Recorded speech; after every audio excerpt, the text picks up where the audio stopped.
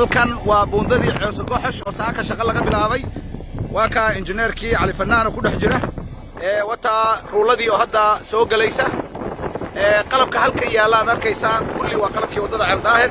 wadada faraca ayaa la sameeyay isla saakaba shantii ayaa shaqada la bilaabay wata wadada faraca oo gaariga baska ahi ka soo degayo waa arkaysaan ayaa la sameeyay si aan wadada u xirmin labada dhinac waa la isu soconayaa shaqadii oo socota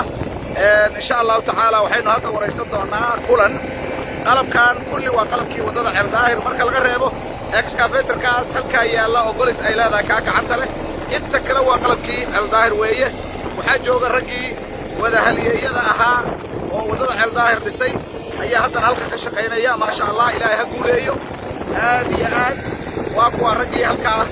الى هلكا سيدات سيهين وحسن قلمي وطان إلهي هبركيو ما شاء الله meeshan runtii anigu laba maalmood ka hor baan maray gaariga yarka oo saabuunta ayaan wato halka yaala waxaan ka baqayay in aniga ila go'do dabeetana waa kaasa waa loo kacay ilaahay rag buu u kiciyay subhanahu wa ta'ala ma sha Allah barakallahu fiikum ma sha Allah hey waxaan rabaa kulana waraysto kulana saaka ma qasa shaqada bilowday halkan sheekh baa ma tahay waxaan bilownay shaqada shantii subaxnimo waxaan ku horeynay wadadan macmilka ah oo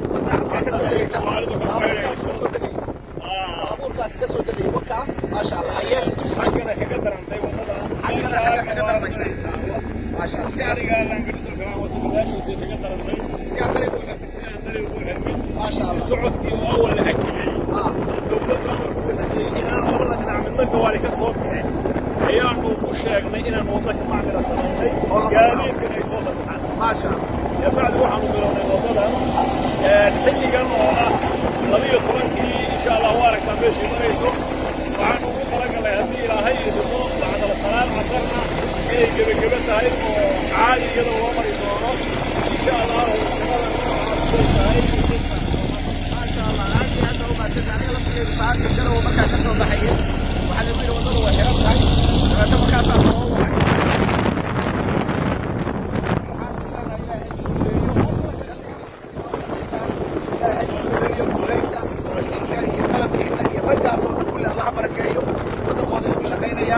هذه قوليسة وما سنتين أنا وايد لك أنا وايد سوت عين بارك الله فيك ما شاء الله واكواس رجعس إلى وين